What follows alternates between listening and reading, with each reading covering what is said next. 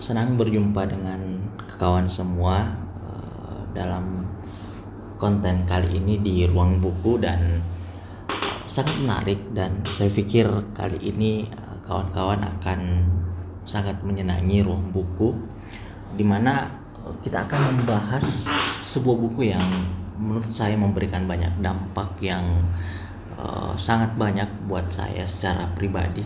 Dan tentu channel Bagus WS harus berterima kasih nih kepada kawan-kawan semua yang sudah menonton video-video atau konten-konten kami. Nah, di Ruang Buku kali ini kita akan bahas tentang buku yang berjudul Atomic Habits yang ditulis oleh James Clear.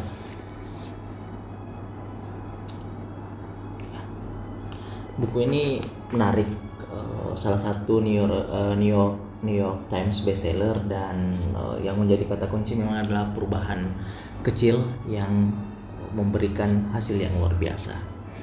Dan banyak cara atau bahkan menjadi panduan, kebiasaan-kebiasaan kecil itu bisa memberikan dampak yang sangat besar dalam hidup. Dan kita banyak memberikan dampak ini ke kehidupan saya secara pribadi. Kalau kita lihat ya, buku ini mendapatkan banyak pujian karena memberikan panduan praktis dalam mengubah kebiasaan menuju kesuksesan. Nah, Atomic Habits sendiri sebenarnya adalah buku yang membahas tentang kekuatan kebiasaan kecil dan bagaimana kebiasaan-kebiasaan tersebut dapat membantu kita untuk menjadi seseorang yang lebih baik dalam setiap harinya. Bahkan James Clear, si penulis buku ini, menjelaskan atau menggambarkan kebiasaan-kebiasaan itu sebagai atom-atom yang membentuk struktur hidup kita.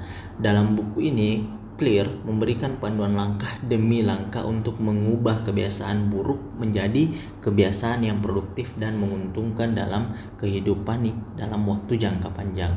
Memang sih kalau kita lihat ya, salah satu konsep kunci dalam buku ini adalah agregasi kecil.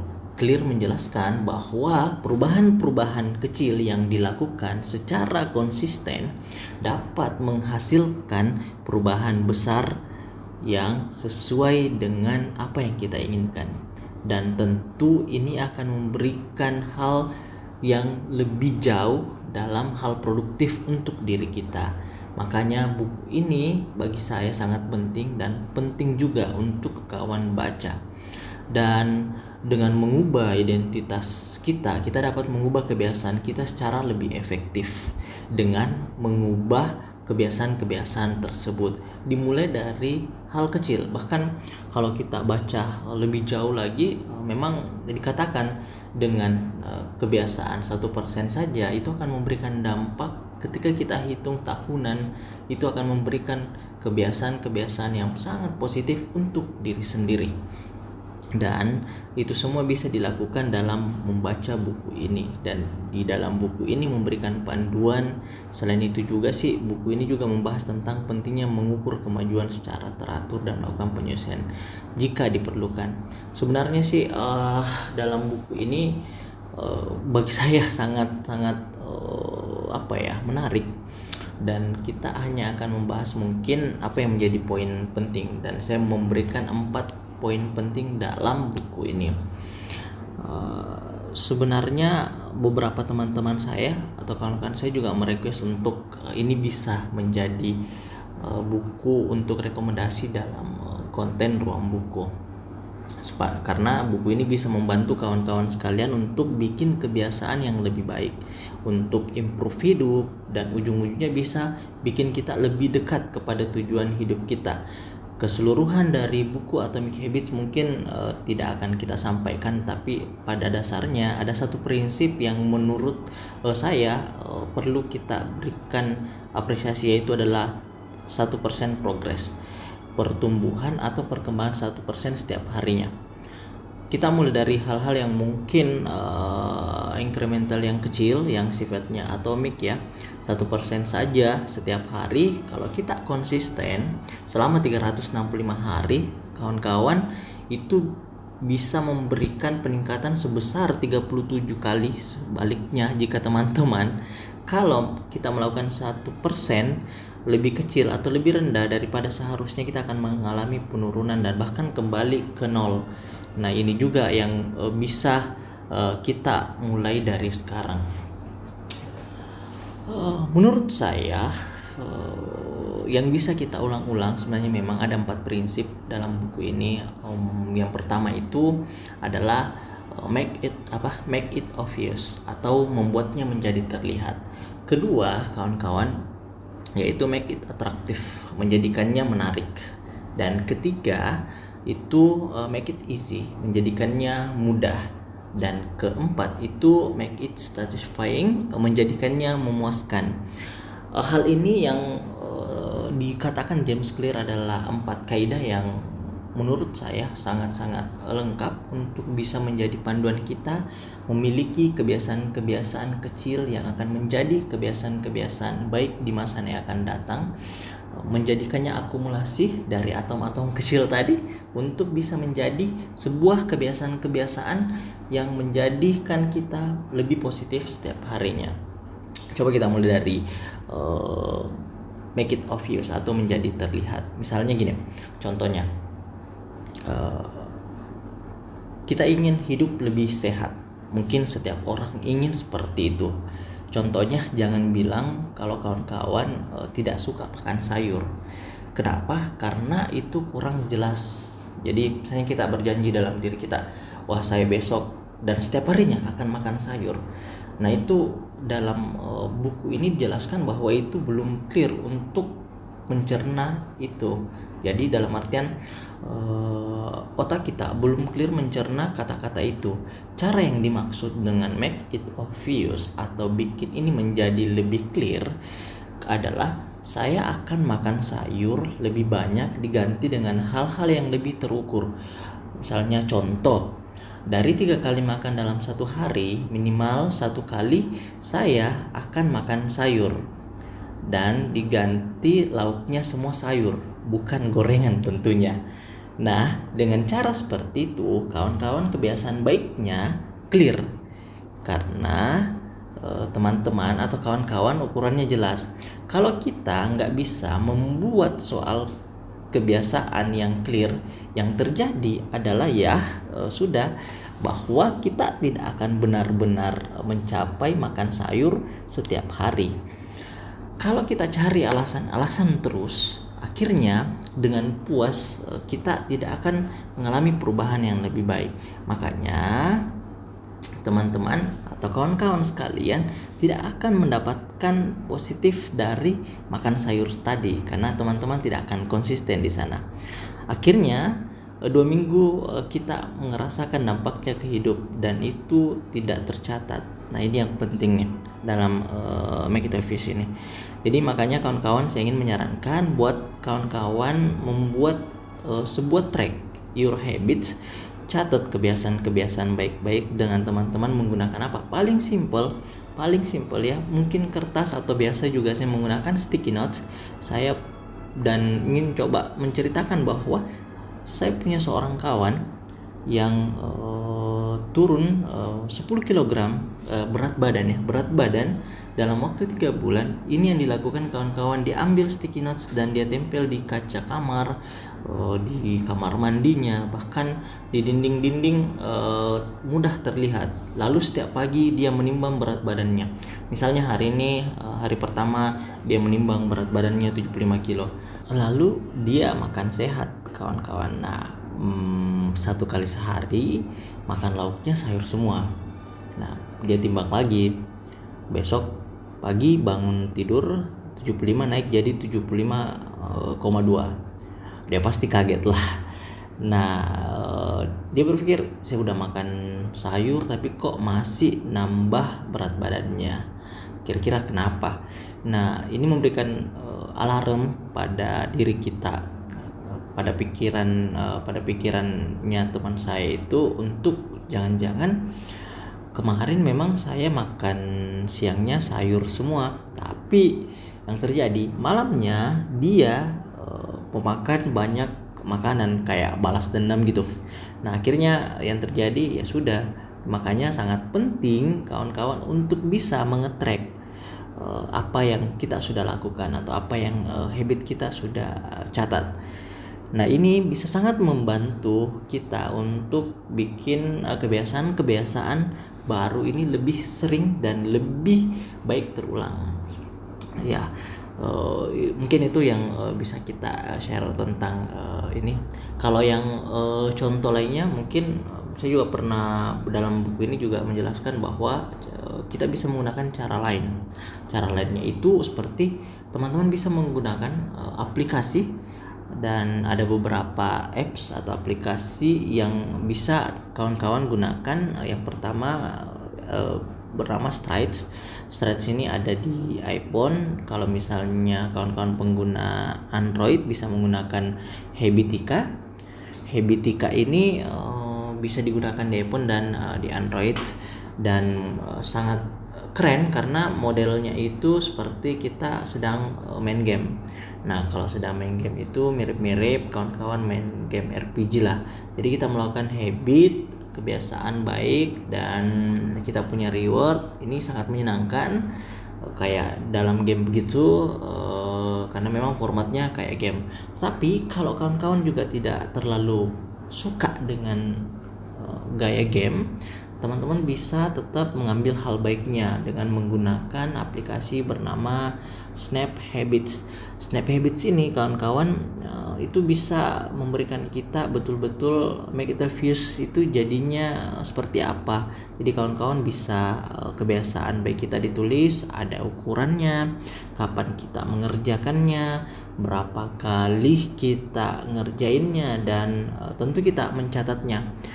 Sehingga dalam rentan waktu setiap hari kita akan tahu apa yang sudah kita kerjakan dan yang belum kita kerjakan. Oke. Terus kita beralih ke make it attractive atau membuatnya menjadi lebih menarik. Simpelnya gini, kawan-kawan punya kebiasaan baru, biasanya harusnya itu punya hal yang menjadi irisan dengan hal yang kita sukai. Misalnya apa ya, contoh mungkin yang bisa kita lakukan, karena hal ini membuat kita harus bisa menikmatinya. Apa ya contoh yang menarik? Kalau saya secara pribadi biasanya berhubungan dengan hal-hal sehat. Karena survei membuktikan untuk orang supaya bisa tetap sehat minimal itu harus berjalan 10.000 langkah setiap hari. Supaya tidak bosan dan kita konsisten untuk melaksanakan 10.000 langkah itu, coba kita ubah menjadi bentuknya lari pagi gitu. Lari pagi, jogging kan gitu. Apa yang bisa kita kerjakan sambil kita pada saat lari pagi? Misalnya kalau saya suka mendengarkan podcast. Nah ini menarik nih, lari pagi sambil mendengarkan podcast menjadi sesuatu yang enjoyable lah gitu. Nah atau buat kawan-kawan yang berpasangan di sini ya, artinya sudah punya kekasih, kita bisa pakai olahraga ini dengan menjadikannya sebuah quality time dengan pasangan kita. Jadi dengan cara begitu ini menjadi sesuatu yang menyenangkan. Karena hal-hal yang make it atraktif ini, kebiasaan-kebiasaan yang kita ingin lakukan harus memang bisa lebih menarik, punya irisan langsung dengan hal-hal yang kita ingin lakukan supaya kita tetap bisa bersemangat dan menjadi lebih menyenangkan. Lalu ketiga, make it easy atau membuatnya menjadi lebih mudah gitu. Maksudnya apa? Jadi kawan-kawan kalau habitnya teman-teman itu kawan-kawan yang baru pasti punya banyak rintangan, halangan seperti mendaki gunung kayak seperti itu. Nah, untuk membiasakan habit baru ini kita harus menemukan cara untuk melawan kebiasaan hal-hal untuk kita tinggalkan menjadi sebuah kebiasaan gitu. Misalnya kayak mager, pasti menyenangkan saja gitu kita dihampiri oleh mager, tetapi apa yang kita ingin bisa lakukan, coba cerita nih sedikit ke kawan-kawan bahwa yang saya alami sendiri supaya hidup saya lebih baik. Kawan-kawan harusnya bisa tetap sehat.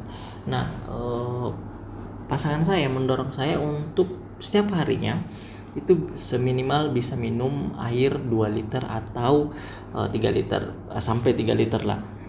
Nah, apa yang terjadi?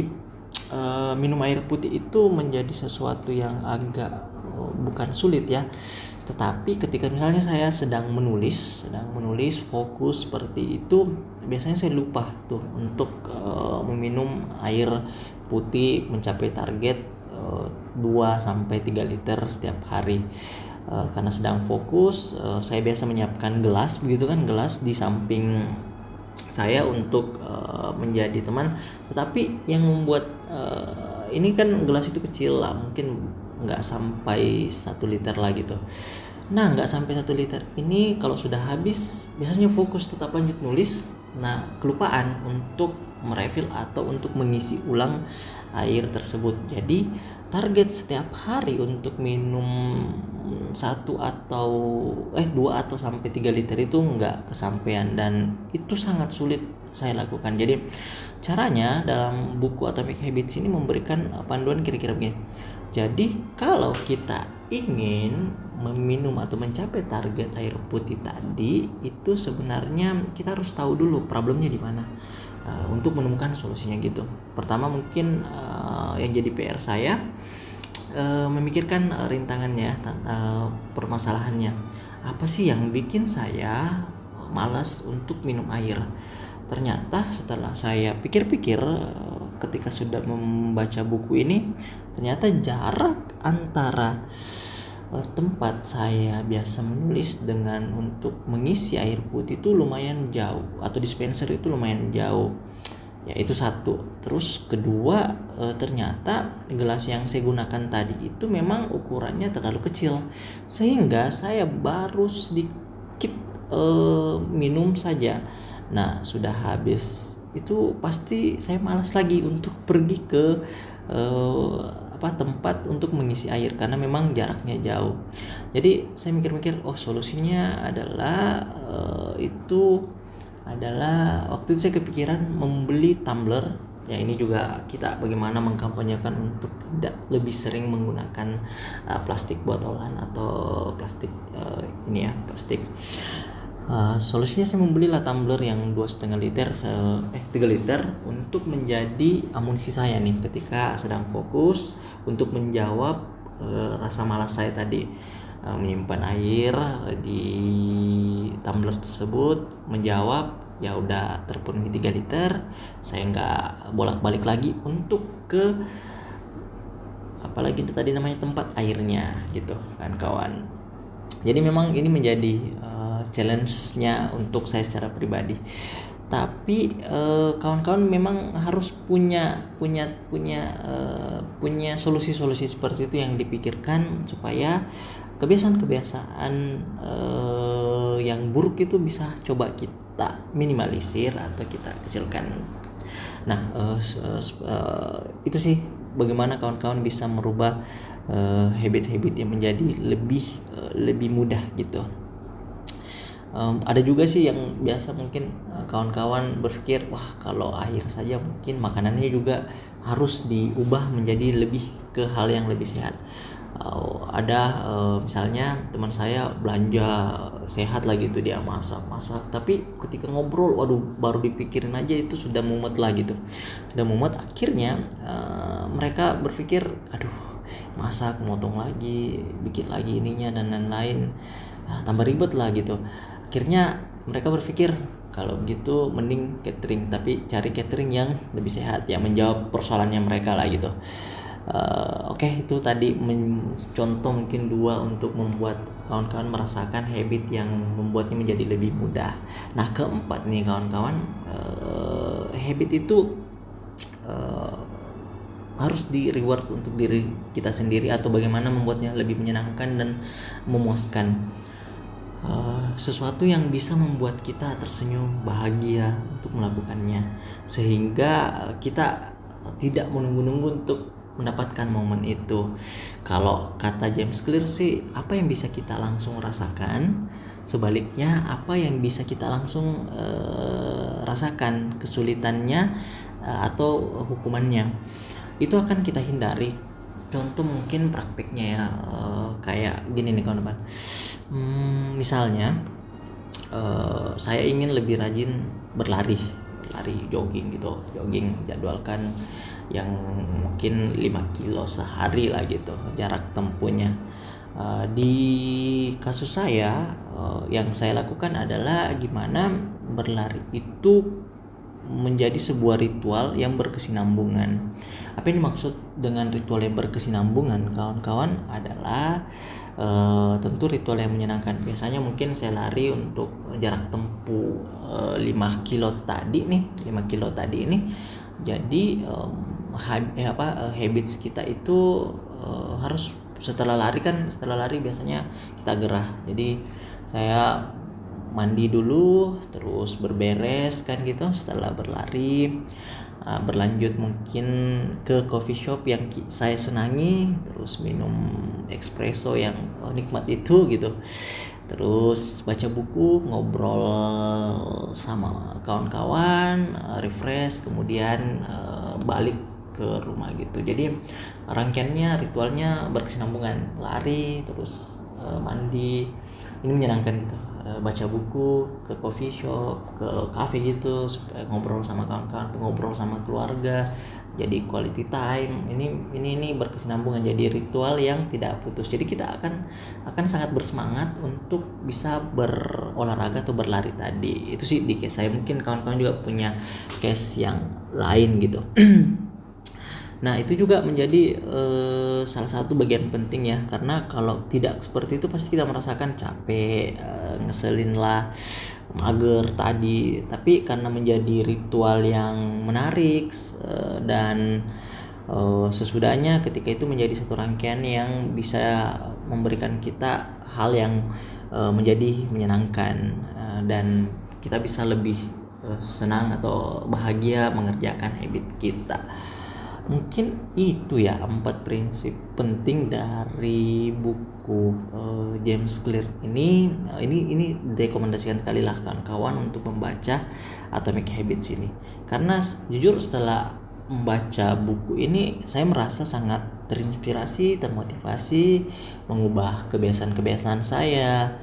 Saya menyadari bahwa perubahan kecil yang dilakukan secara konsisten, ya lagi-lagi nih konsisten, kata kuncinya juga di konsisten, dapat membawa dampak besar dalam hidup kita. Nah, buku ini memberikan panduan yang sangat praktis bagi saya yang dapat diterapkan dalam kehidupan sehari-hari, sehingga apa yang menjadi goals kita bisa kita capai dengan lebih efektif tentunya. Ya, sekali lagi sangat rekomendasikan membaca buku ini. Tentu memberikan wawasan yang banyak, bukan cuma tentang 4 kaidah tadi, tetapi banyak hal di sini. Cuman nanti kawan-kawan baca sendirilah. Mungkin itu saja. Terima kasih kawan-kawan yang terus menonton konten-konten dari Ruang Buku di channel Bagus WS. Sampai jumpa lagi, dan semoga selalu menyenangkan di pertemuan-pertemuan kita. See ya.